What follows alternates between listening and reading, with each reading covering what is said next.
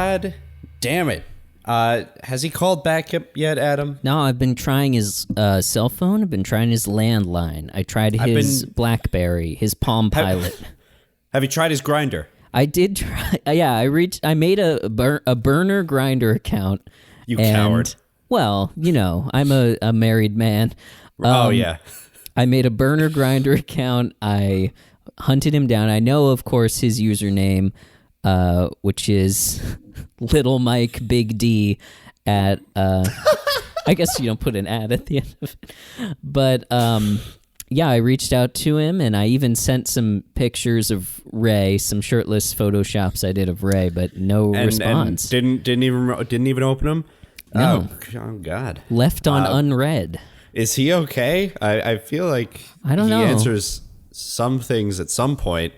Yeah, I mean, I haven't faxed him yet, but we got to record. I mean, I got to get back. You've got a thing, I think, right? I don't even think it's possible to record with two. Yeah.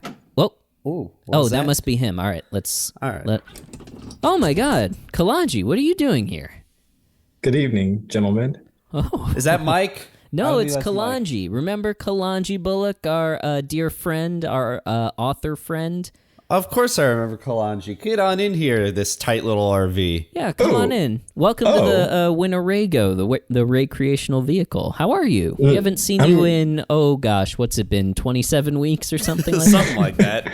Yeah, something exactly like that. The smell here is, let me say, what's the word for exquisite, but in the bad way? Distinguished. Okay.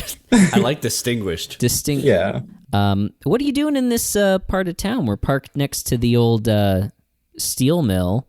As usual. Well, I heard the sounds of, my Grindr account going off. I was getting a lot of notifications, but I realized I didn't have my phone on me, so I just followed the sounds and ended up here. Oh my God. And then I realized my phone was in my back pocket, but little details. Oh. Wait, are you Little Mike Big D? I've been reaching out to the wrong person. Adam, what a mistake. No, Mike's account. Yep. Mike's account is Big Mike Little D. Yeah. Yep. It's fancy that you showed up here because we're a man down. Yeah, we were about to record. Remember about 27 weeks ago when you were on Everybody Loves Raymond? Yeah. Is that still going on? Yeah, actually, we're get canceled? No, we didn't get canceled. Not yet. We own the network. It's on its way. We're actually about to record another episode. We're gonna. You wouldn't happen to have watched season 2, episode 5 of Everybody Loves Raymond, have you? Golf. You say the funniest things. I actually did just watch the show. Just this particular episode, just now. Yeah, it came on in my YouTube feed, and I had paid for it, so of course, yeah. Wow. You rented it from YouTube, and then you butt played one it. Episode. It played in your pocket. Yes, yeah, it played, and I heard it, and I was like, well, why not just I shouldn't just listen to it. You may as well watch it. Yeah. You may as well watch it. No, I understand. You wouldn't have had. And let me say, go ahead. No, please. It was $2 well spent, even if I didn't realize that I paid it. God, $2 per episode. That's that means you would pay $500 to watch Everybody Loves Raymond. God, that's steep. Commitments. Yeah, that's a big ask. That's the price of comedy. Yeah. Well, you wouldn't happen to have formed detailed opinions about each scene, and would be and able are prepared to talk about it right now. Well, let me check my bag. Oh, here. I made just randomly a compiled list of notes and observations that I saw during the show. This is a whole legal pad full. Wow. Mike doesn't do that much work. Mike doesn't do any work. He's on it. When we record, he's on his phone the whole time, fielding Grindr messages, faxes, etc. He's a very in-demand guy, or at least he was. I don't know what he's doing now. Now he's in demand in a bad way, or so I think. Yeah, we did hear, Kalanchi, you didn't happen to hear about that riot at the public storage facility in in South Lynbrook. Did you? I did hear a little bit about it. I heard that the rampage went on far longer than the police were able to manage. Yeah, that's right. It did sort of spiral out of control, didn't it? Yeah. They toppled our Statue of Liberty, which is smaller than... It's sort of... If the regular Statue of Liberty were a Russian nesting doll and the Las Vegas one were the one inside of that one, ours is the one inside of the Las Vegas one. Or it was until it was toppled into the sea. It's small, yeah. It was more of just a puddle that it was tipped over into, but we can't get it back. It's gone forever. It fell into the sewer grate, so... Yeah, it's gone. Which, of course, leads directly to the sea. So, Kalanji, what have you been up to? Here's a question that we have asked one returning guest, and we'll now make a regular thing. Since you last were on the show... Have you kept up with Raymond? Have you gone back and watched Everybody Loves Raymond again in the 7 months since you last watched it? Besides this past episode. Oh. Well, in a short answer, no. Okay. In a much longer answer, no. Haven't had the time to. Well, thank you for giving us a reason. Yeah. Yes. Yeah. It didn't seem Raymond wasn't funny to me. In the one episode that I watched, I was like, well, I don't see the appeal here. And yet you're but back. He has returned. I'm back, and I will say this. Some of this episode made me think of, I see the appeal now. I kind of good. Well, don't spoil it, but we're going to be interested to hear everything you have to say about it. Absolutely. Well, that's great. Kalanji, now that you're here, we've sort of fallen into a rhythm of this show of checking in with each other. What was if you want to sit in Mike's seat, minding you might want to put like a couple paper towels down. Here's a roll. Yeah, of Viva. there's like a big indent. Yeah. Like just because where he sits, he has a very specific. Like the memory foam has memorized exactly the way he sits. Yeah. All your roommates here are starting to give me weird feelings. All my roommates? What are you talking about? You don't consider the rodents your roommates? Oh, well, those guys are like common mistake. Those are the animatronics from Chuck E. Cheese? Yes. If the animatronics from Chuck E. Cheese were a Russian nesting doll and the ones in the Las Vegas Chuck E. Cheese are slightly smaller than those, then mine are the ones that would go inside of the Las Vegas ones. Adam, what is it with you and Russian nesting dolls today? I'm a little unsure about telling you this. Oh, do tell then. Please share it. We won't tell anyone. Don't make fun of me, won't okay? we, everyone who's listening? Don't make fun of me. But I think I might be a Russian nesting doll. Now, I don't know if there's a little person living inside of you. I don't know if I am the one that came out of a larger one or if there's another one living inside of me. But I have this feeling. Adam, just know that some way, somehow... If you have a feeling that you might some way, somehow be either a smaller version of somebody that was once nested inside of them or might have a smaller version of you nested inside of you, you might be a Russian nesting doll. If you think about it, grand scheme, aren't we all Russian nesting dolls? I suppose we all came out of way, someone else, but we don't all have somebody come out of us. So that depends. Yeah, that does depend. But I don't really want to talk about. So wait, Adam, do you think you're like are you? Do you think you're pregnant? Or I don't understand where this is going. It's not. Well, I don't feel like there is another being inside of me. I feel like there might be a smaller version of me inside of me, that if you were to open me up at the middle, the same me would come out. You see what I'm saying? Not a baby. Thank you for clarifying, Adam. That makes a lot more sense. The Statue of Liberty example is the perfect one. Yes, it was. So that's I think for HIPAA reasons we'll cut that out. But Alex, let's change the subject. I'm sure Kalanji would be. Kalanji, are you a registered voter in the city of Limbrook? I was. Until? What happened? The incident. Oh, right. Oh, no. Would you care to share with our listeners, or? I mean, I know about this. You don't have to talk about it if you don't want to, but it upended your life for a while. It'll make a good story at the very least, you know. Yeah. Alcohol is, you should always drink responsibly. And I had just turned 21 and I was not the responsible adult husband, loving father to 3 imaginary cats that I am now. And yeah. Well, but how did that end up in your voter registration getting revoked? I guess. What? Yeah. How? A to B.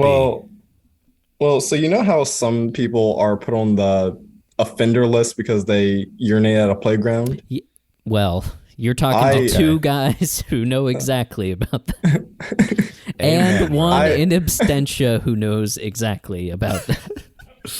I went to the mayor's office.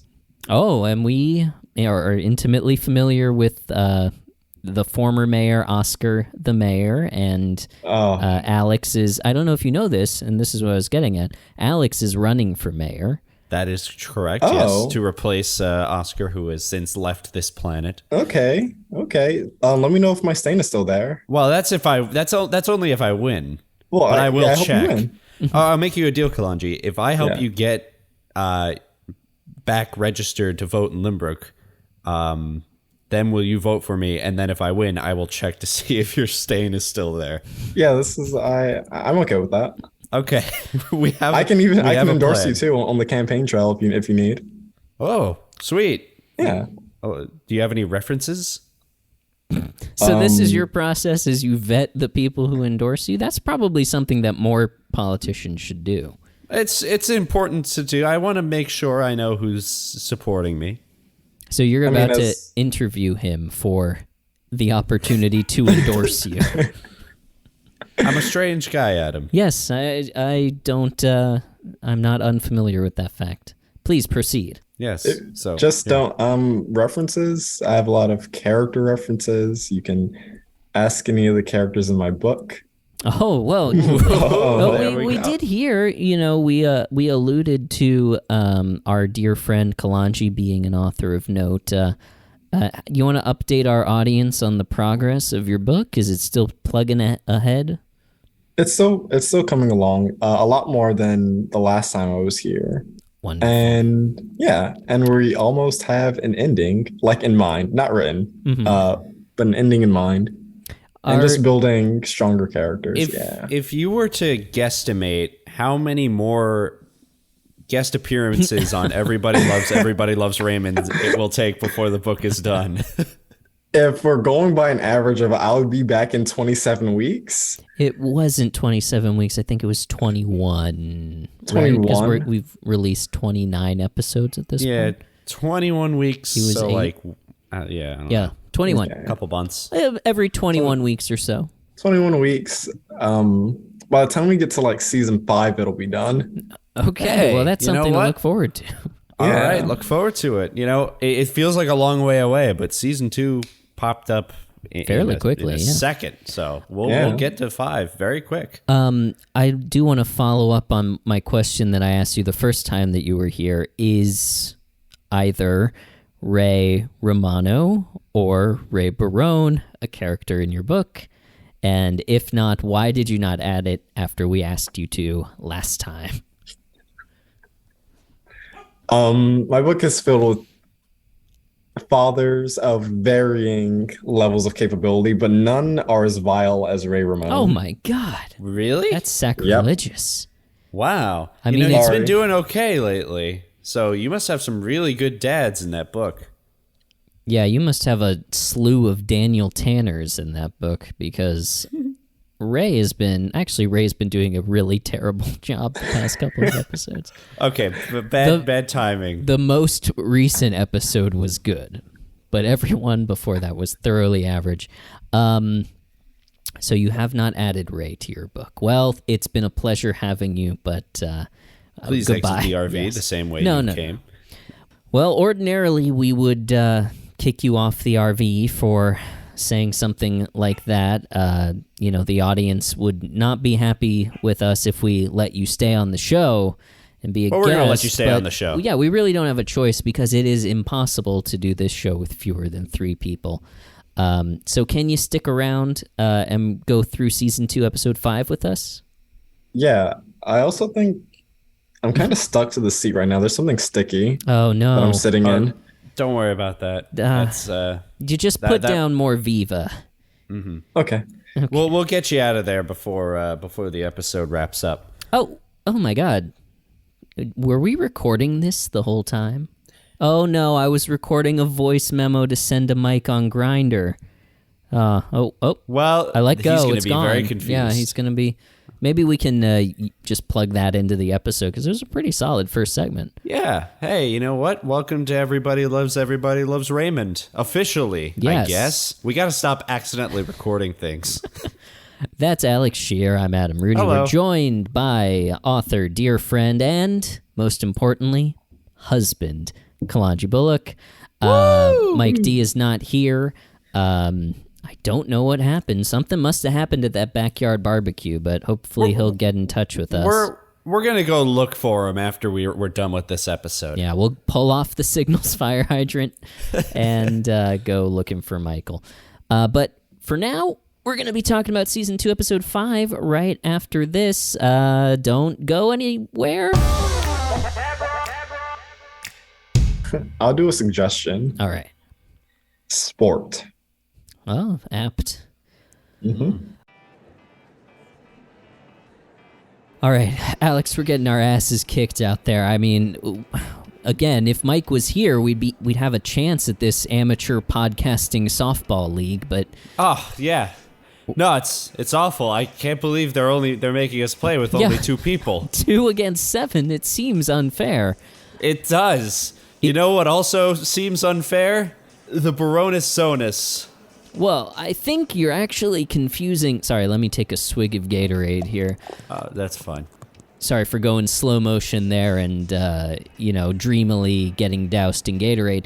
I think you have the Baroness Zonus confused with other premium podcast subscriptions. Oh, did I mess up again? I think the heat's getting to me, Adam. You might need to go to the hospital.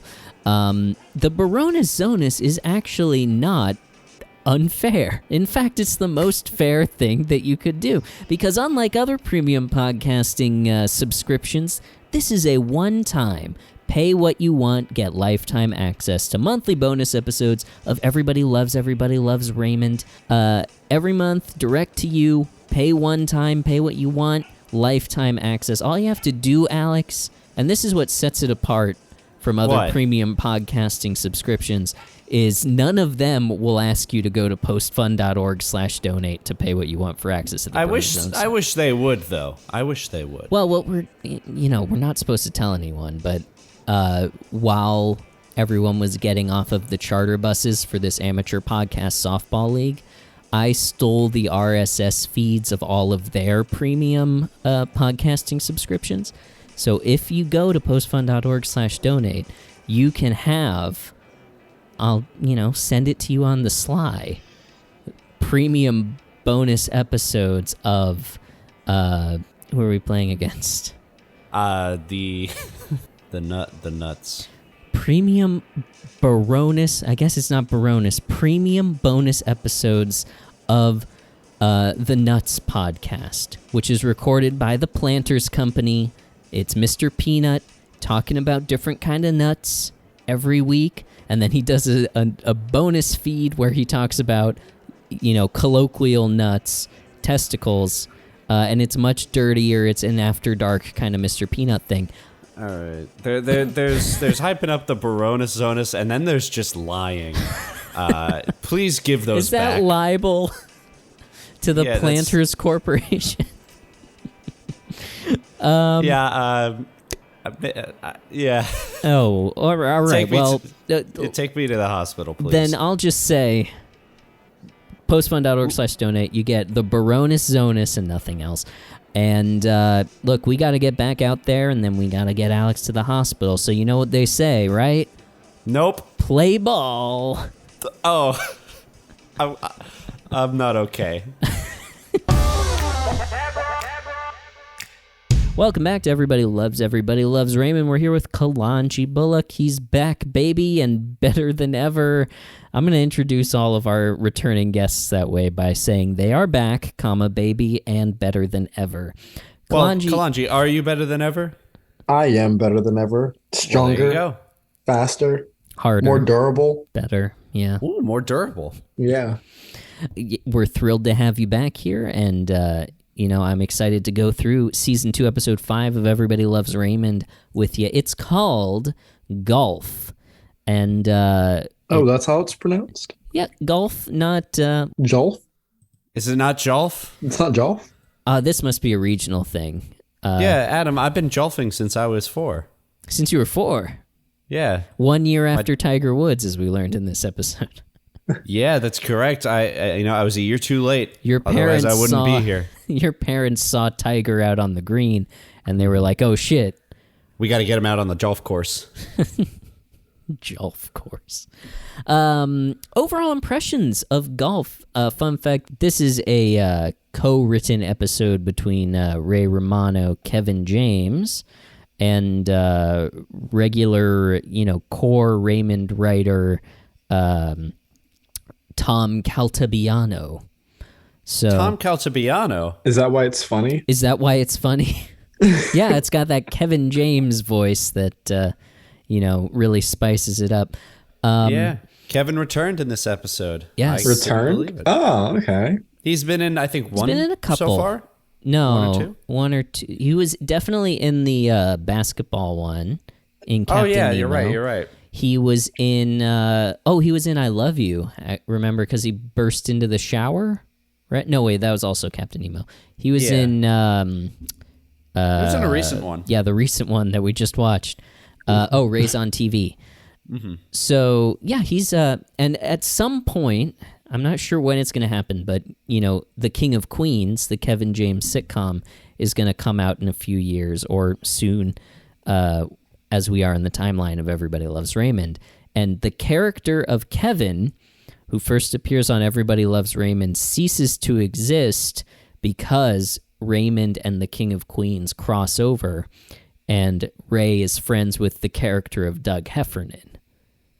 Isn't that interesting? That is interesting. Let me show my age a bit, because I didn't recognize Kevin James immediately when I saw him, and I wrote down, is that Paul Blart? Yes, it is Paul Blart. That's Paul Blart. It's the mall cop. That's how I know him too. When I was I don't know why I just remember this. When I was a kid and I saw like the box set that my dad had of the King of Queens, I didn't know Queens was a borough in New York. I thought the King of Queens was like a Game of Thrones-esque like drama show. Fantasy. About a man who ruled over all queens. And I was very disappointed. What a disturbing patriarchal fantasy that is. That's what I assumed. Yeah. Well, Which, I guess does say something about child Alex. And I've grown and progressed since then. You are a good man now. But let's do our overall impressions of golf. For me, surprisingly nuanced and complicated episode dealing with themes of mental health and healthy communication in a marriage. Like, it's almost as if they heard our criticisms of every episode that came before that and is like, okay, we'll do this. We'll show a nuanced, complicated, realistic, or relatively realistic, like, conflict that revolves around, Ray having an anxiety attack. I wouldn't say it was like the funniest episode, although the set piece of, and we'll get to it, of Marie's role in this episode is very funny. But definitely like a good, like, a real interesting topic for them to take on. So I really enjoyed that. Alex, what was your overall impression? Okay, I'll go next then. Sure. I feel very similarly to what you said, Adam. I think it's definitely one of the more nuanced episodes. I thought, while not like the funniest, I thought it was definitely one of those episodes that I really couldn't look away from, like a train wreck that you just like have to watch. It's enjoyable in a weird way to watch Raymond kind of try and figure out why he feels so crummy about being able to golf. And I felt very similar. I felt what he felt in those scenes where it's like golf should be really fun and relaxing. And it's just like, because it's all based on that one little fib that he did to Deborah, it's just like he really can't enjoy it. And he communicated that well. And I literally felt that as it was going around. I like this episode a lot. Awesome. Kalanji, I'll pass it on to you. Oh, well, I thought the first half of this episode was very funny. The second part, the jokes dragged on a little bit, but I did enjoy my experience watching this episode more than the last one. Yeah, the one that you watched last was season 1, episode 8, right? What was that? What was it about? Let me double check. It featured like weird race comments from the dad. That doesn't narrow it down. Oh, was it? It was in-laws, right? It was. It was in-laws. Yes, yep. Episode 8. Frank made those awfully disturbing comments about like Cambodia and Vietnam. He also didn't like the French. Yes. Yeah. But, yeah. So compared to that, you found this to be more enjoyable? Well, so the first 11 minutes, because after that I didn't really laugh much, but but the first 11 minutes I legitimately did like laugh out loud, which is, very novel. I thought Robert was hilarious. Yep. Mm-hmm. I wrote, "Damn it, Robert made me burst out laughing." Well, don't spoil when that was. That'll be interesting to No, it comes up, but it did make me think, wow, I do see why people did kind of gravitate towards the show. It did have a lot to not only laugh at, but to think about too, which is pretty refreshing for a sitcom. Yeah. So yeah, I enjoyed it. I definitely see why it has a following, and if I do come back on the show, in 21 weeks. 21 weeks. If you find your way to whatever the Barone zone will be at that point. Yeah, I'll definitely be looking forward to watching more. Oh, great. Awesome. It's interesting to now be having guests 2 seasons into watching this show, because I think our reactions to it come with a lot of baggage of seeing all different iterations of Ray, and then when people come back having just seen 2 episodes, they have a lot less of that baggage, and I think can give a more like unweighted. The baggage metaphor is really what I'm carrying through here. Carrying. They bring a carry-on of 1 episode of Raymond as opposed to a steamer trunk of 2 seasons of Raymond that we're carrying. So I think that's a really great perspective to bring. Yeah. Like people like those listening to the show, our show, not Everybody Loves Raymond, like are following our kind of journey with the show, Adam, Mike, and I, and then we're already kind of starting to get this kind of like mini community of a couple of returning guests who will probably come back as every season or twice a season, and I hope Kalanji will be one of them. That we can kind of see them kind of grow or journey with the show in smaller chunks, and see kind of how that differentiates from the whiplash that we normally provide you week in and week out. So great to hear. I agree, Alex. It's great to hear that you enjoyed it, Kalanji. But let's start going scene by scene through this as we do. So we start with our cold open. It is Ray and Kevin in Ray's living room watching golf. And Deborah comes downstairs and is like, oh, watching golf again, sort of setting up the premise here being that Ray is an avid golf fan. And that is Deborah sort of resents that, or at least finds it to be taking up a lot of his time. So that sets that up, and Ray and Kevin are watching Tiger Woods playing golf. And at this point, Tiger is 21 years old, pre-ridiculous, sprawling extramarital affair. And he started playing golf when he was 3. And, I don't know a ton about golf. I do know that Tiger Woods and his dad have a special relationship where is it like a thing where his dad forced him to play golf at 3? Or is it just like, is it more nurturing than that? I literally don't know. I do golf, but I do not keep up with the sport of golf, and I do not watch it, mainly because to me it's more like sleep aid than a sport. Yeah. So, Kalanji, you a golf fan? No, all my older coworkers and like my great aunts, great uncles, they play golf. Never really found my niche in it. It's not a very interactive sport. Not a lot of room for self-expression. I don't know if anyone's ever said that. That's ever been anyone's critique of golf. Have you tried mini golf? That has a lot more freedom of expression in it. Mini golf is very fun. Mini golf is, in my book, superior to golf. By the way, mini golf, a lot of people don't know. Golf is if golf is a Russian nesting doll. Okay. Yeah. But we see some footage. This is like real footage of Tiger Woods. It seems like they needed to pad this episode out.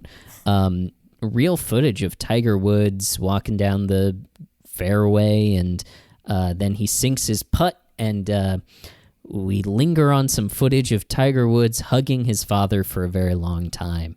And this show so interesting. Yeah. My version did not have that. Really? Where did you watch it?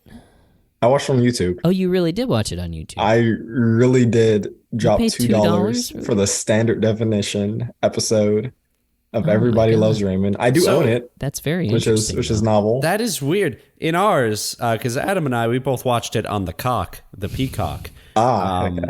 And there was like a good what would you say? Like a minute-long gag where Tiger Woods and his dad are hugging, and it cuts back to Ray and Kevin watching, and they slowly start to kind of get emotional and tear up until they have to get make up an excuse to check on the car. Not look at each other because men can't be vulnerable emotionally in the 90s. Yeah. It's illegal. Yeah, that scene read differently when you don't see it. Just you hear the announcer saying, "Oh, he's gonna go hug his dad," and you just see them going like. They're looking very lovingly at each other, and it was it felt like they wanted to hug each other, which was strange. As I don't know. It was context. Yeah, it read differently without that.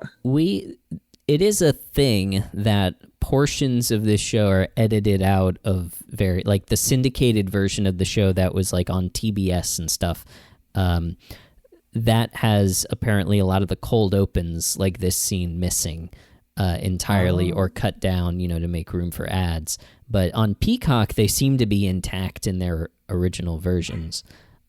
So we can give you the Peacock login if you come back. You don't have to spend $2. Yeah, we'll keep that in mind. Okay. Yeah, here I'm writing it down. We'll post that on the Baronis Zonus. Yes, we can all watch. Just leave a sticky note on the dashboard. I'll pick it up on my way out. No. So we cut from our cold open to the anti-gravity opening. So there's a couple different openings to this show, Kalanji. You probably saw the first time you were here, the one where Ray's building a Fisher-Price playset in the yard. Or maybe you saw the conveyor belt one where his... It was the conveyor belt, okay. Yeah. Well, so this one's a play on that. A variation on that it shoots and misses.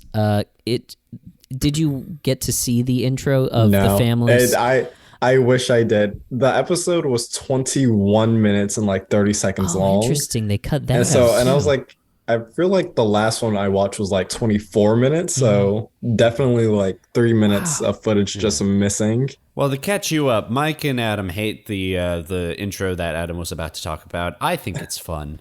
Anti-gravity? Yeah. So like the conveyor belt, it's Ray speaking to the camera, sort of describing his life. And he's like, I live in Long Island with my wife, Deborah. And then as he says, my wife, Deborah, a very poor green screen of Deborah sort of flying on like a wire swoops into frame and then swoops out. And it looks incredibly uncanny because the technology is not quite there yet. So, and he does this or the whole family swoops in at various points. And it's just, I don't know, they had a good thing going with the conveyor belt, but the technology was not there for sitcoms to do this sort of highfalutin concept. Yeah, they just can't pick an intro. Could you imagine, Adam, not being able to pick an intro and just sticking with it? Changing an intro every 26 weeks? I can't imagine that. No, never. But we cut out of that. By the way, are you guys Kalanji didn't, but Alex, were you getting Peacock ads for Lopez versus Lopez? That looks good, right? Yeah, and I also got the new Dwayne The Rock Johnson Young show. Rock. Young Rock. Gun to head, I would rather watch Young Rock than Lopez versus Lopez. No offense to George Lopez on his fifth eponymous sitcom. I don't want to watch George Lopez unless he's jumping through the sky at 3 a.m. Sans trampoline. I have no interest in George Lopez. We should do I don't know if we're the people. We're getting off track. George Lopez we watch. You know, I will be back more often for that. I'd love to watch George Lopez again. Yeah. That might be a little Baronis Zonus action. We'll see. Yeah, that could be fun. Yeah, he may hate black people, but I do really like that show. One thing I do know about George Lopez is that he needed a kidney transplant, and his wife gave him her kidney, and then he divorced his wife. Jesus Christ. Straight out of the Andrew Tate playbook, huh? I don't know who that is. Oh, jeez. I do, and I'm sad that I do. We cut it back to Ray and Kevin on the couch. Now Michael's sitting between them. Deborah comes back into the room, asks Ray, engrossed in golf, did you check Michael's diaper? Ray says, I think he's okay. Deborah lifts him, smells it, and removes the child to change him. And Kevin says, I'm not sure I could even pass that test. I don't even know what that means. It means Kevin must also have broken his bidet, as a reference to last week. Ray and Kevin continue watching the golf, and Ray's like, oh, it's hard for me to watch golf because all I want to do is go play it. He just got back from 5 days on the road covering sports, and Deborah wants him to be home, obviously. And so he's afraid to ask her to go play golf with Kevin for a day. So they come up with a little plan to manipulate Deborah into letting Ray go golfing rather than, communicate or compromise.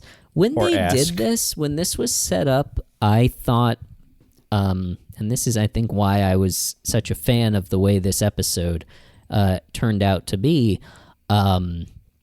I thought it was going to be like, oh, Ray's getting one over on Deborah, classic sitcom husband move.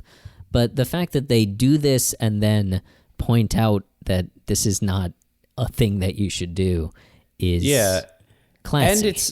And it's not even like, not to spoil the episode, it's not even that Deborah finds out. It's that Ray comes clean of his own conscience. And I thought that was really unique for this kind of show.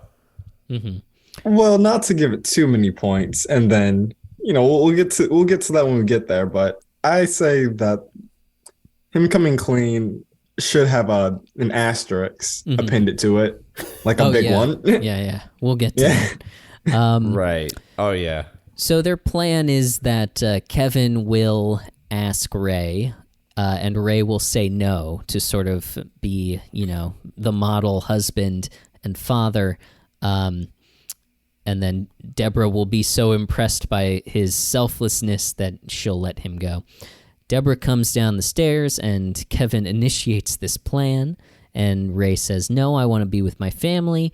Kevin says they just resodded the Westchester Golf Club. I don't know enough about golf. Does that mean they replaced the entire golf course? That is a huge undertaking. I know a lot about golf, and I don't even know what it means. It seems like a lot to resod a golf course. I think that's why it's a big deal, right? Oh, yeah. Well, it must be a huge deal in the local, Nassau through Westchester County golfing community. Deborah's not taking the bait as they, Kevin continues to try to convince Ray, and Ray keeps saying no.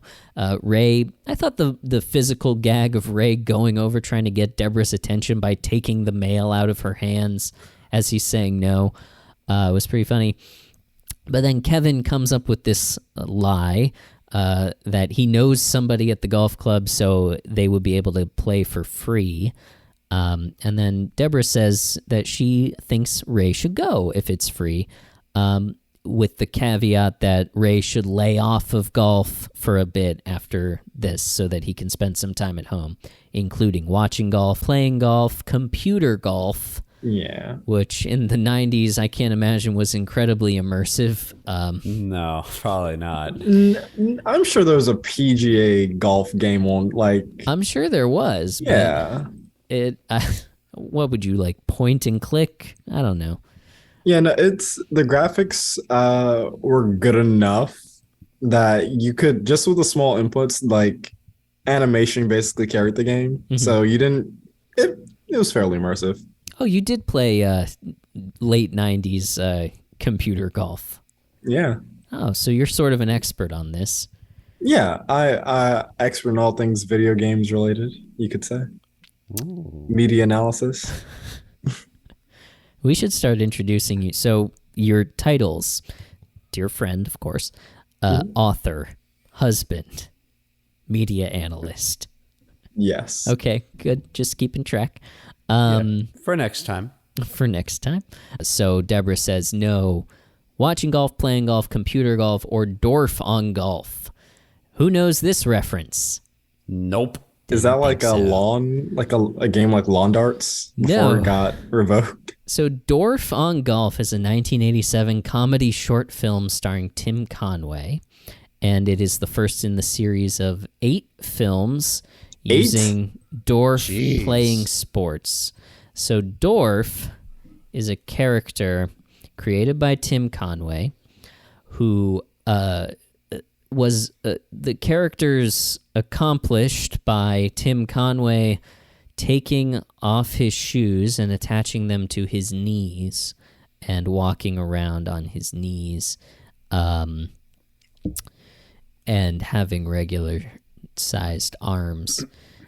Mm. Each film focused on a particular sport, with Dorf humorously giving instructions on the history and play of the sport. So I don't know how to respond to that. Yes. Humor was different back then. Look, short man. I don't want to invite angry letters of people who, Dorf on Golf is their favorite 1987 comedy short film, but maybe we should watch it and render an opinion, but just reading about it and seeing pictures of it, I'm good. Evidently, Ray liked watching it, I guess, and so that's included in Deborah's prohibition. But we cut to, from there, the golf club. Robert, Kevin, and Ray walk into the locker room. Ray won, Robert lost, and this is where we get the character trait of Robert. Apparently, he gets very frustrated with himself, is my read on it. So much so that he screams curse words at the top of his lungs. And they come back in the locker room, and Ray wants to play another 9 holes, but he really should go home. But they're about to go play 9 more holes because Ray's like, fuck it. Deborah gave me permission. What's 9 more holes? But Ray starts having, he starts feeling tightness in his chest. He starts feeling claustrophobic. These are classic symptoms of an anxiety attack. And so Kevin and Robert don't really know what to do here. But Robert instructs, this is the only thing worth really pointing out here. Robert instructs Kevin to go get him some water, and Ray yells out, "Make it a ginger ale." And I'm holding up my mini can of Canada Dry Zero Sugar, because even though we never see the can, that Canada Dry dropped a little more money to get a oblique name drop in this episode. Yeah. Kalanji, were you here when we talked about the insane product placement of Canada Dry in Everybody Loves Raymond? No. Yes, Canada Dry is the primary sponsor of... When you think about a sitcom about a man who lives on Long Island with his wife, 3 kids across from the street from his parents and brother, Italian-American family, twins... Doesn't it just make you thirsty? It makes you want ginger ale, the official drink of Everybody Loves Raymond. I don't know how I would love to know how that happened. I would love to know how they whittled it down to that and not like pasta sauce or something, or Gatorade. I don't know. Mostly, so as coming from Overwatch, the most recent sponsor that the league has now is Butterfinger, and only because they just want product placement. They just wanted to put it in front of eyes. Yeah. Interesting. So yeah, it could just be, Canada Dry was like, find us a sponsor. Find us something to sponsor, yeah. Yeah, find us something to sponsor, not find us a sponsor. Canada Dry, brought to you by Everybody Loves Raymond. So Ray, and Kevin asks Ray for $1 to go get him a ginger ale. And then we cut to Ray in the doctor's office. It was unclear to me whether this doctor's office was part of the country club complex. I don't know if you felt that way, but it the decor seemed the same. I don't know. No, I know exactly what you mean. And also the fact that Kevin and Robert are still... I mean, obviously, it's conceivable that they would have all gotten into a car and gone to the doctor. But I don't know, maybe Ray, and this appears to be Ray's regular doctor, maybe Ray just goes to the doctor at the country club.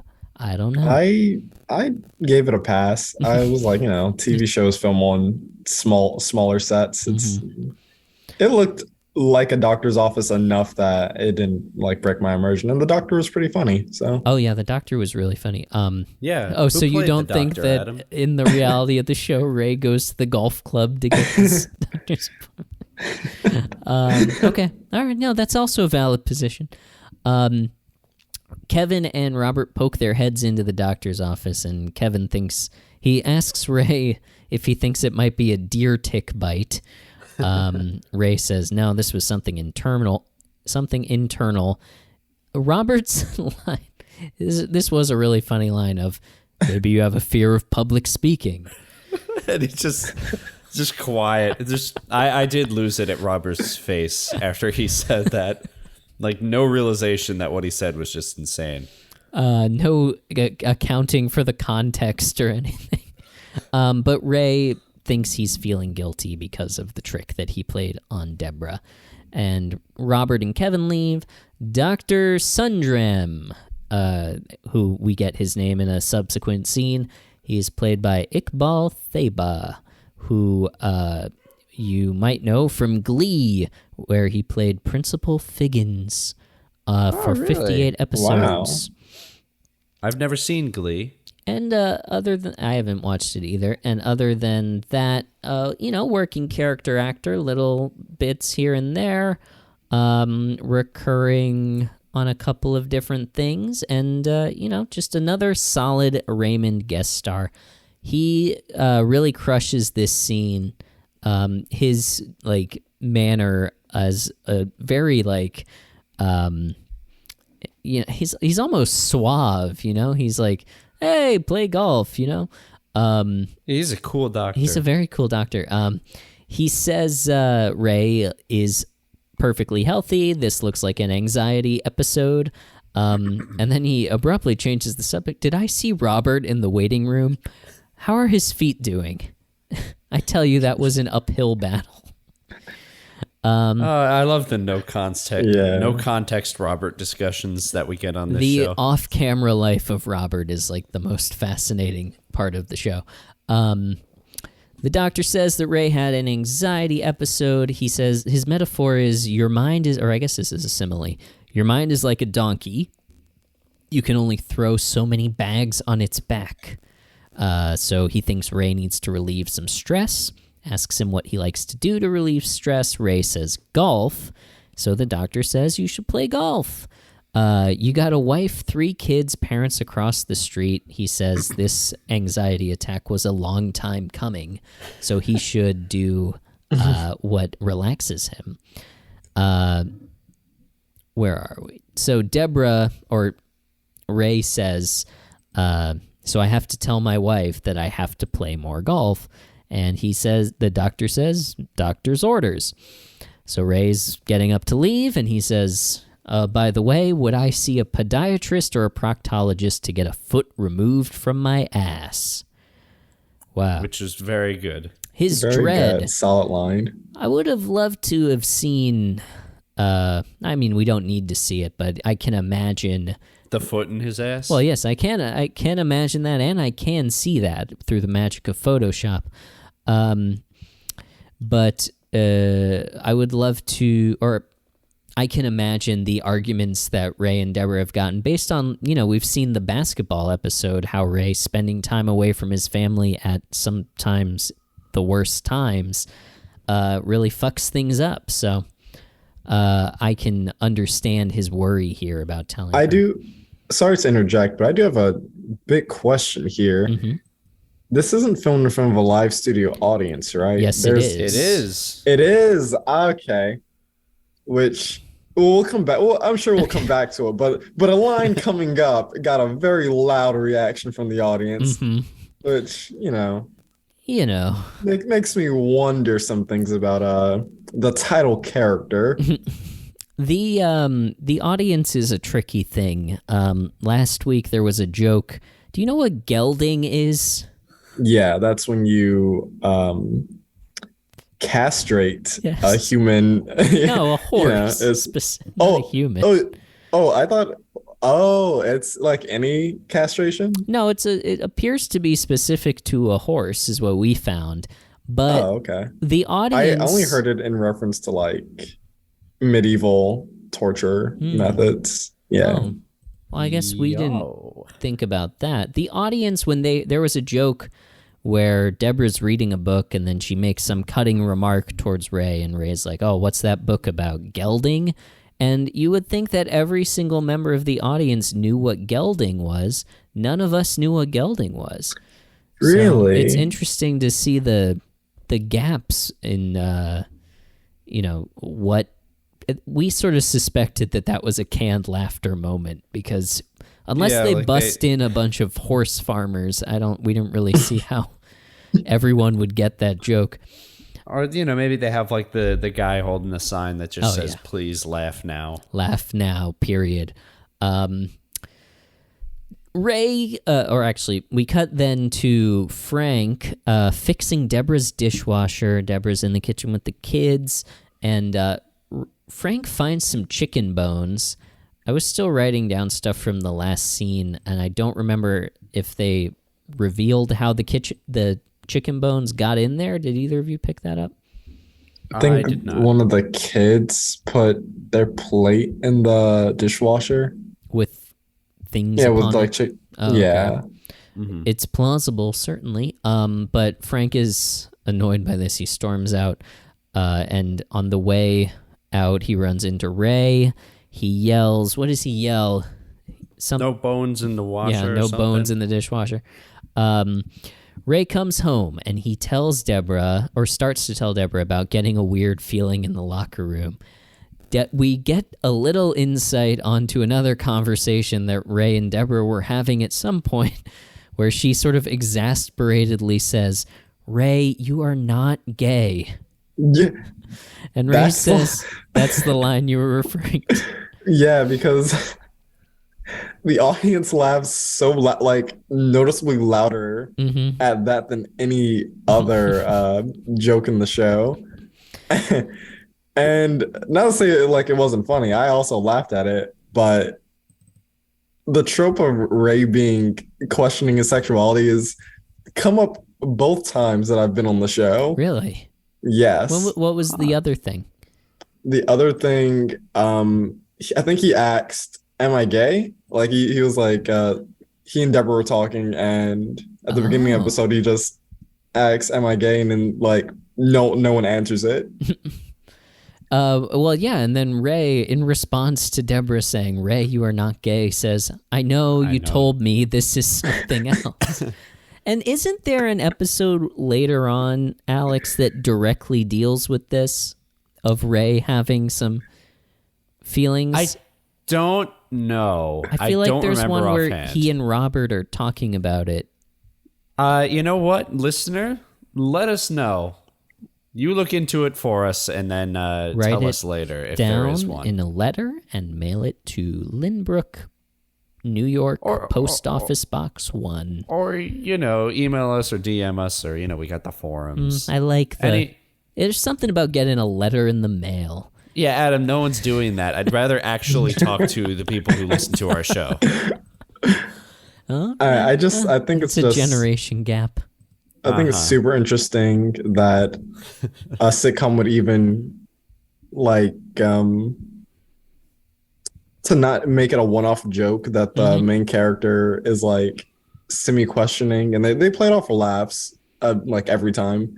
But I do think it's interesting. Yeah.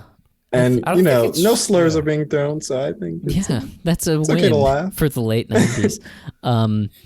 It's interesting because last episode was about Ray learning to play the piano as a child, and his dad, Frank, did go on a sort of little homophobic run about, why didn't I just sign you up for ballet class? And that is that feels different from this running arc of Ray being bi-curious. It feels like this is a canonical dimension to Ray, and I feel like Ray is probably hetero-flexible at least. Yeah, he's probably thought about it more than once. It seems. Yeah, I think he's thought it's come up too often for it to just be a passing what if moment. It's more like a what if, but with stronger conviction behind it. Yes. There. It feels like there's a there, as the expression goes. I wish they would have done a full-on, that would have been very bold for the late 90s, early 2000s, of having an episode where a sitcom dad comes to grips with his sexual identity and acknowledges that in a mature way that isn't I don't know if it rises to the level of a trope, but there's other examples of he was married to the sitcom mom, and then he realized he was gay, and now it's gay dad, but an actual mature and nuanced exploration of a bisexual sports writer named Ray Barone. I wish they would have had the balls to do that. There's probably fan fiction out there for exactly that, but I mean, it's the 90s. Yeah. I don't think it's sad to say, but the studio would have not allowed that. Oh yeah, that's true. By no means is stupid. I'm surprised that the lingering doubt that Ray has is as it's at least semi-prominent in my mind as being a thing that happens in this show. So, I mean, that's something, right? Yeah. All right. We don't have to talk about this anymore. I could talk about this for hours. But he says, I know you told me this is something else, and he's about to tell her about the anxiety attack, and Marie barges in. She is extremely concerned because Robert told her about Ray visiting the doctor, and Frank comes back. Marie tells him, he had an anxiety attack, and Frank says, an anxiety attack? Everyone's having those nowadays. It's hip. That is so relatable even today. Well, yeah, I mean, who among us has not had an anxiety attack? Frank is like, everyone's having those nowadays. It's hip.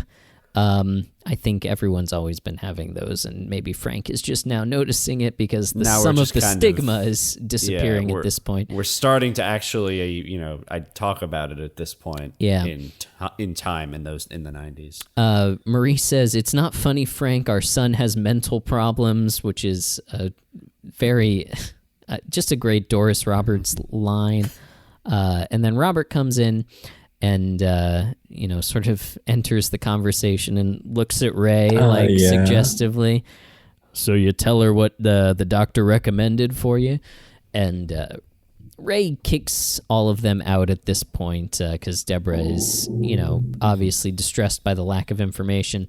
And Robert doesn't leave. Robert does not leave. Robert sits at the table and begins eating their salad with his disgusting hands. And no dressing. Yeah, no dressing. He's just picking lettuce out of there, which just seems unnecessary. A very Robert thing to do, though. It's a very Robert thing to do, and he does touch the lettuce to his chin as he must because of his obsessive-compulsive disorder diagnosis. Deborah asks if Robert is staying for dinner, and Robert says, this is a funny callback. He says, no, he and Amy are going to Jozu, which is that Japanese restaurant. And, Deborah says, oh, yeah, that new Japanese restaurant. And Robert says, it's Japanese? They make you take your shoes off? Deborah's like, yes. And, she's just trying to get back to talking with Ray. And then Robert runs out of the room to make a call. So a funny callback, again, the off-screen saga of Robert, a funny callback to the doctor referring to Robert's feet as an uphill battle. Also surprising that he has a wife. It's his girlfriend. Oh, Amy. A girlfriend, okay. Robert was divorced. Actually, I think this was first mentioned on your episode, or your last episode. Robert, his first wife divorced him for somebody that he arrested. What? Yeah. Terribly sad. No, it's still kind of hard to believe. That's so. Oh man. Yeah. I love Robert's. Robert is my favorite character, hands down. Yeah, I think he's probably my favorite character too. He gets the most. I mean, the whole extended family, like the Barones, Marie, Frank, and Robert. I feel like they get to be the heightened characters, and they get to have the most fun on the show. Mm-hmm. Definitely. So Deborah finally gets a chance to ask Ray what happened at the doctor, and she asks Ray what the doctor told him to do, and he very hesitantly says that the doctor told him that he should play more golf. And then he shows Deborah the note that he made the doctor write that says more golf. And Deborah... I like that he said he got it written because he didn't think she would believe him. Yeah. Which is fair. It is fair. It's an interesting diagnosis. And Deborah takes you can see her wheels turning as she's wrapping her head around this and what's the appropriate response. And, well, he did just have a mental health episode, so I should, try to work to resolve that and not get in the way of what the doctor is telling him to do. So if the doctor says play more golf, he should play more golf. She leaves to get the kids, and it's kind of sweet to Ray. She's like, I made you some lemon chicken, and then she walks out. Ray kisses the note because it is his free ride, as he later refers to it. This is this is like the dimension of this conflict that makes this episode interesting, is Ray did not set out to trick her intentionally. He wanted to play golf, and he did trick her initially. But at this point, the ruse is going on regardless of what he's doing. It has its own momentum. So now the decision or the conflict is Ray deciding whether to stop playing this game and, realize that he really doesn't need to go and play more golf. He had an anxiety attack because he felt guilty about tricking Deborah. So I think this scene sets that up in a nice way to the later one back in the locker room.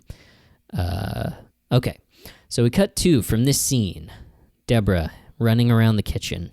Marie comes in and she says, "Are you okay, honey? You look a little drained." Deborah's like doing 16 things at once. Marie has her sit down and says, you got to help Ray relax. Maybe the way that you could help him relax is very simple. Are you making yourself available to him? Jesus Christ. Oh, boy. Classic. I think I think we found it. I think I found the point where it is now beyond pushy mother, invasive mother. This is too far on too many levels. Way too far. And, it's interesting following up a really nice, nuanced Marie-Ray relationship to just the most, cartoonish way that she could be an invasive mother. Yes, please have sex with my son. I thought it was funny. So Deborah is like, what? How could you ask me that? And she's running out of the room. And Marie's calling after her. Raymond doesn't like to ask for things. Oh, he does. He has no issue. Yeah, I think we've seen him full-on beg for good old sex before. And then Deborah goes upstairs and Marie calls after her, "Have a glass of wine first." And then we come from there. We cut back to the golf locker room. Robert lost, but this time he did not swear. He had some self-control until he punches the locker full force. I'm surprised the locker didn't fully implode when he did that. That breaks his hand or hurts him. So that's a powerful locker. Well, Robert has been there before, so we have to assume that the management, after previous incidents, locker strike has reinforced it. And a locker wouldn't want to offend an officer of the law. That's right. Lockers famously pro-cop because they have a lot in common with handcuffs, and yes, okay. That was a thinker. Yeah, I don't know. Where are we? Okay, so yeah, Robert punches the locker. Ray, this time, so they finished a round of golf, and Kevin and Robert are like, let's play 9 more holes, but Ray this time doesn't feel like playing 9 more holes, in contrast to the earlier scene. He starts talking about, he wants to go home. He feels like he doesn't deserve the free ride of getting to play golf whenever he wants that he's getting, and it's making him not enjoy the game. And when they came in, Kevin alluded to the fact that Ray lost, whereas at the beginning Ray won. So it's interesting to see how this guilt of maintaining this, status quo around the golf is really affecting him. He runs out of the locker room to go home and go talk to Deborah because he wants to get this off his chest and tell her the truth. Meanwhile, Kevin and Robert decide that they are going to go play another round, and Robert asks if he can have some more strokes because he thinks he broke his hand. Yep. So after that, we cut to Ray walking into the house, looking for Deborah, calling after Deborah. Deborah calls for him from upstairs, seductively, and the kids, she says, are at Linda's house. That's the first mention of Linda and or Bernie that we've had in a while. And she wants Ray to come upstairs. Ray's trying to get her to come downstairs, but she's like, no, you got to come up here. And Ray's suspicious. It's 3:00. This can't be sex. But then he says, you know, come on down. But Deborah says, well, I'd have to put clothes on. And he's like, oh shit, this is sex. I'll come up. And we cut to our most recent confirmed good old sex. Come counter. +1. Indeed. Have you been here since we started counting the number of times Ray's had sex? No. Oh. No. It's not a count so much as like, how some bars will have like a ship's bell that they ring when something happens. Yeah, I think he did have sex in the episode I watched, though, at the end. Really? Wow. Yeah. In-laws. Yeah, like at the end where Deborah's like, you're being pretty mean to my parents, and they kind of reconcile, and in that reconciliation, I think it's alluded to like they have sex off screen. I mean, it's all off screen, but interesting. We need a bell. Yeah, we do need a bell. He has had it a fair, for a guy who acts like I don't know what the time scale is, but the guy he acts like he never has good old sex, but he does have good old sex fairly often. I remember there is an episode about the amount of times Ray has sex. Mm-hmm. I think he mentions twice a month. Twice a month. Bi-weekly. But that I could be remembering incorrectly. Interesting. Post-coital. Ray and Deborah cuddling on the bed, very sweet. And he starts talking to her sort of cautiously about golf, and he admits that the anxiety attack that he was experiencing wasn't from needing to play golf, it was from tricking Deborah into letting him golf. He says, kinda played ya, sorry, pats her on the head. Sorry. And Deborah's like, well, what about the doctor's note? The doctor's note was real. But she asks him if he told the doctor that he tricked her, and he did not. And this upsets Deborah, rightfully so, to have been lied to in this way. She's sort of, Ray did experience a mental health episode. She sort of, at the very least, what's the word I'm looking for? Makes smaller. She's very reductive about Ray's anxiety attack at this point. She says, I think I deserve an episode, which, everyone on this show would benefit from some sort of psychological or psychiatric. Yeah. Psychiatric. Some sort of psychiatric or psychological intervention, I think. In fact, I think all people would. But she tells Ray at this point, she admits that Marie came over and told her to have sex with Ray.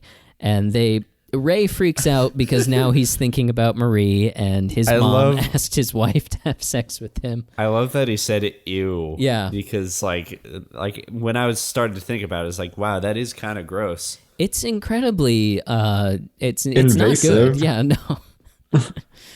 All boundaries eroded. And Deborah's also, by the way, then she starts thinking about Marie, and they both freak out. I thought it was interesting in this scene how they are yelling and freaking out, but they're also doing it in a way that is like, it's like they're yelling towards reconciliation, right? Because Ray is like, why do you think I'm confessing? Guilt, that means love, he says, which is interesting. But Deborah says, yes, you confessed after we had sex. And Ray says, well, you're very good looking, which is a funny little line. It is. But it seems like a very real couple argument in a way, because they're both, or like a fairly adaptive, like proper, like not but effective communication between the two of them, because they do, state their positions. They apologize. They, and he says he promises never to play golf again, but downgrades that to a compromise. He says he'll play less, and only if he knows that it won't take anything away from their relationship. And Deborah then suggests that they play golf together.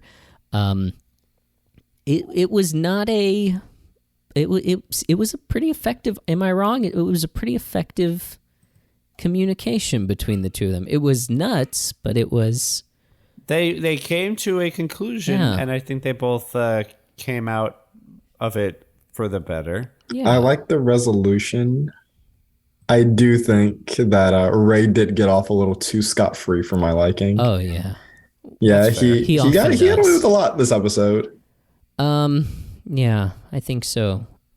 I don't know. I think he apologizes fine. I don't know if he... Yeah, I like the apology. Love the reconciliation. Maybe he should have had a little more punishment. Like maybe I would have enjoyed a scene where he's taking care of the kids and while Deborah can relax or take a nap or whatever. There's no reparation. There's no restorative amends making going on here.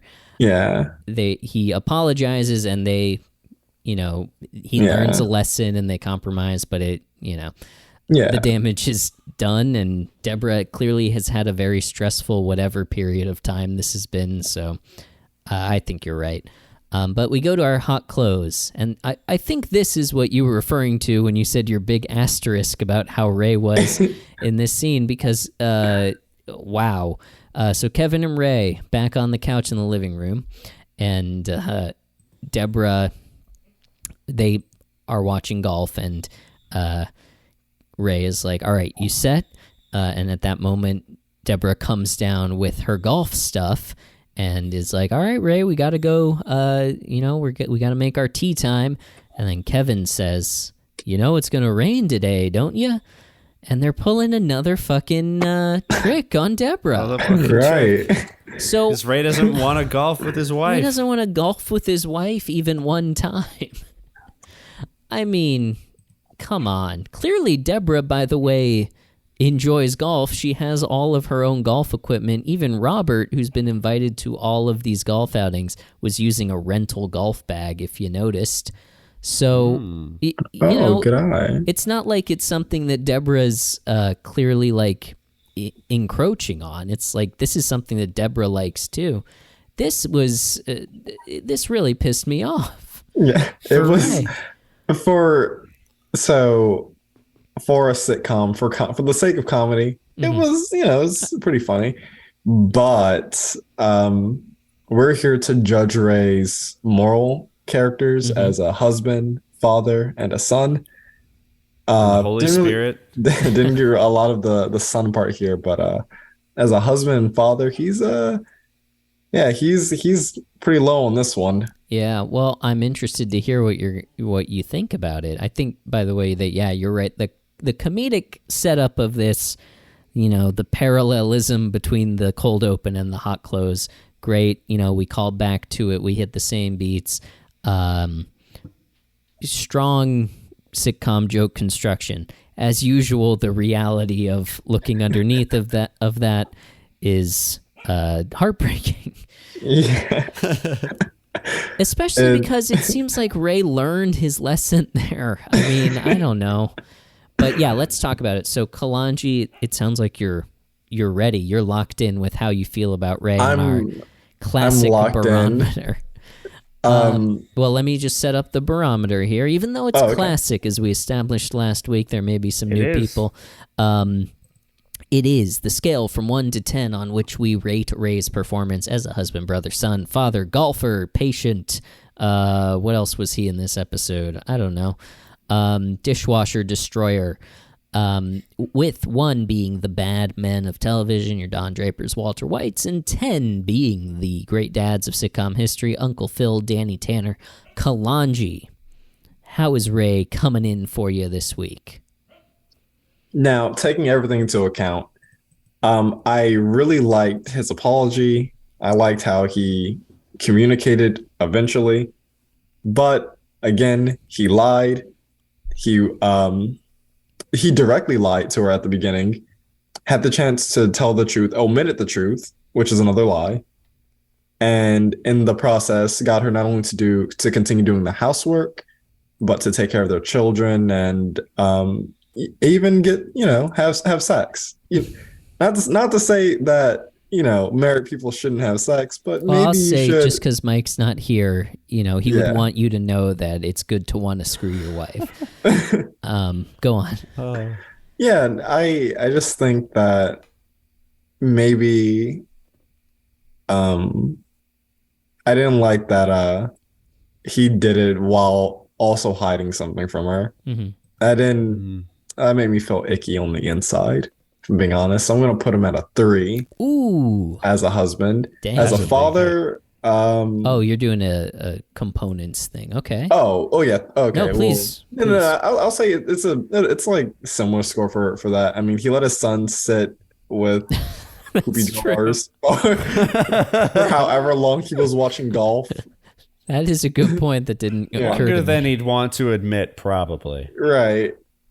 That's I think he gets a 3 there too, because he doesn't even do anything at the end of the episode to be like, I am also taking care of it. Like, he's not even holding a kid, which could have been very, very something small, something that we see, but alas.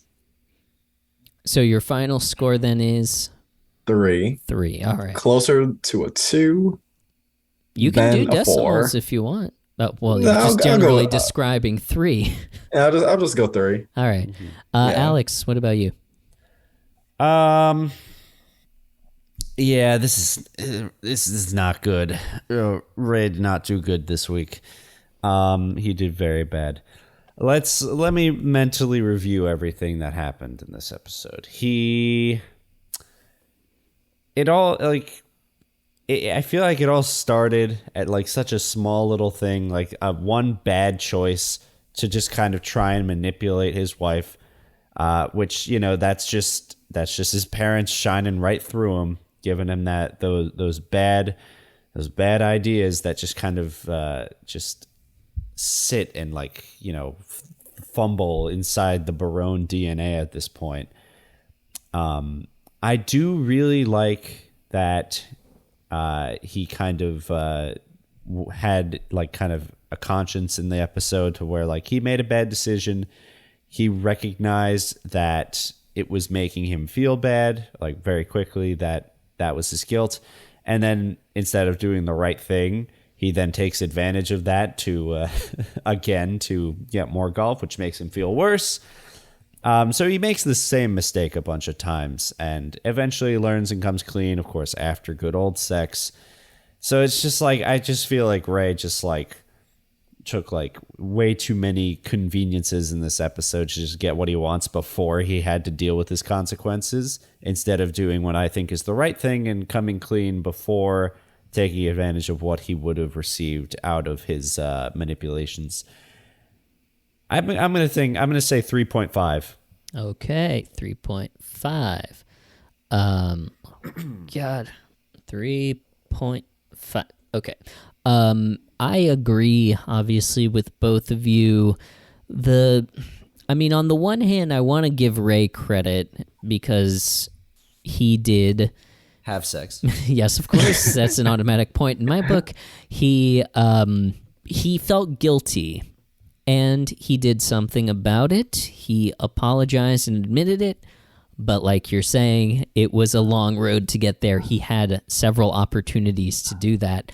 He didn't, after the first anxiety incident, he did not then go and tell Deborah that he felt guilty and apologize to her.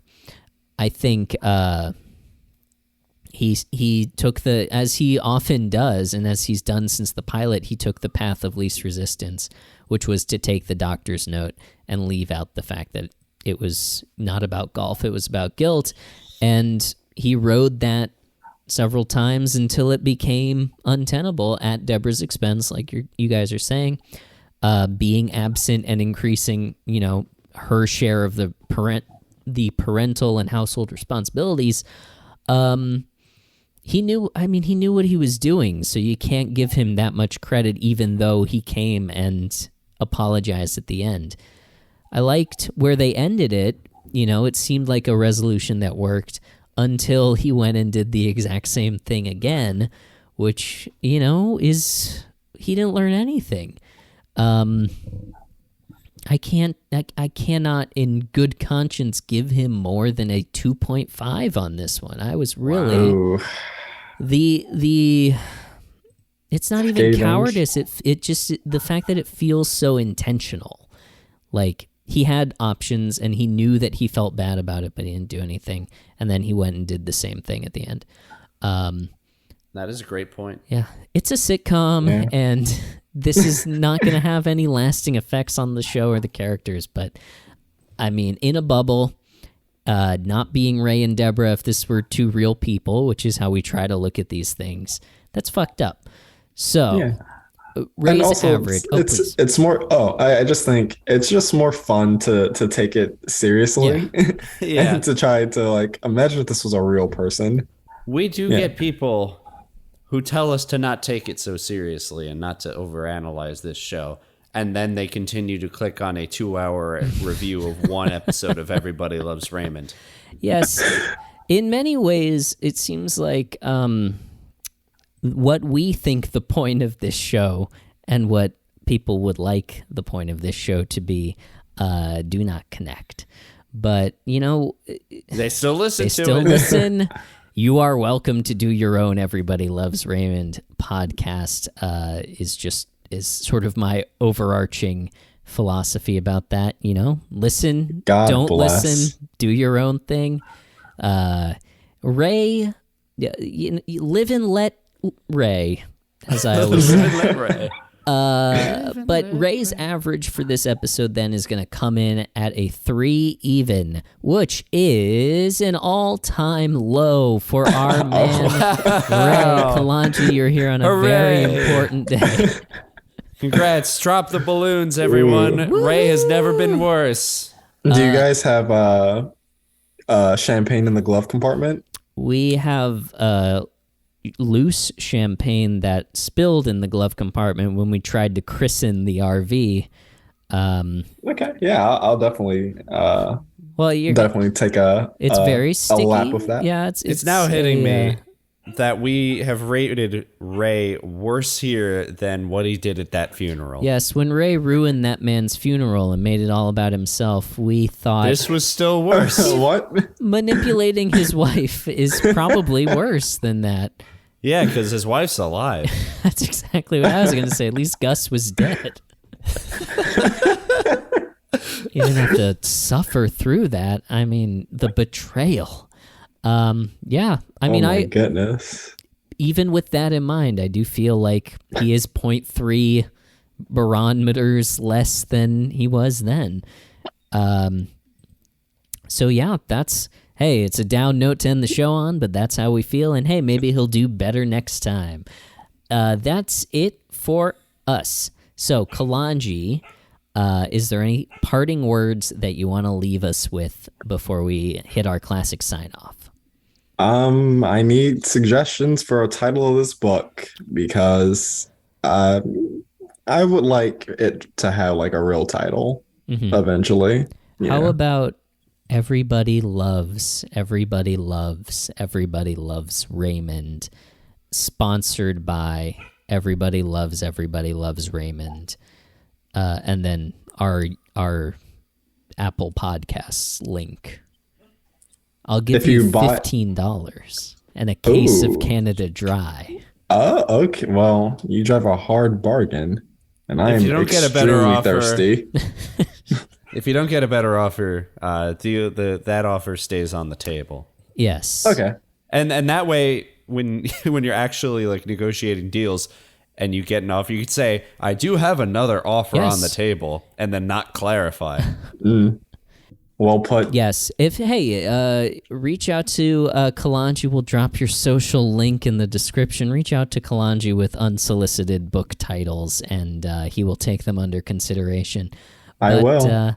Thank you again for being here. Thank you for filling in for Mike. I think, Mike's got to step up his game if we can find him to not be replaced permanently. Yeah, he's got to actually show up. Yeah, I mean, that's what else? Minimum.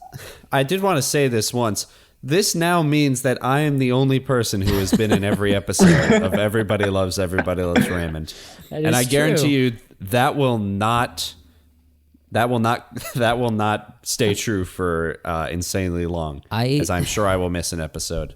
Yeah, I think if we all have missed one, I mean, there's an argument to say that we should never all three be in the same place at the same time, as sort of a vice president not flying on the same plane kind of thing. Just in case something happens so that the show can continue. So that the vital work that we're doing here can survive any sort of catastrophe. Speaking of our vital work, some of it is here on this free feed, and some of it is over at postfund.org/donate, where you can get lifetime access to the Baronis Zonus feed for a price of your choosing. Pay what you want. Lifetime access, not a subscription. We're doing a episode... it is a Judge Deborah over on the Baronis Zonus feed for November, so that's exciting. Go check that out. Check out our other Baronis content from months past. Barone Zone on Facebook and Instagram, Raymond at postfund.org, and that's just about it. Alex, any closing thoughts that you want to leave the listeners with before we hit the classic sign-off? None that can come to mind, Adam. I'm feeling pretty good. So that means there's only one last thing to say. It's our classic sign-off. Kalanji?